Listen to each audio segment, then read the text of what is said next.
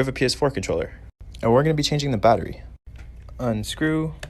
So you guys keep asking me if I play guitar. I don't. This is an iFixit pry tool. I wish I did though. The hardest part about this is just taking out this part. And there's a connection in between. You don't want to break that. Once you have it open, it's as easy as just unplugging the battery and plugging in our new battery. But I ordered the wrong battery. I'll just wait till I get another one. But this is a repair any of you guys can do at home, and I challenge you to do it.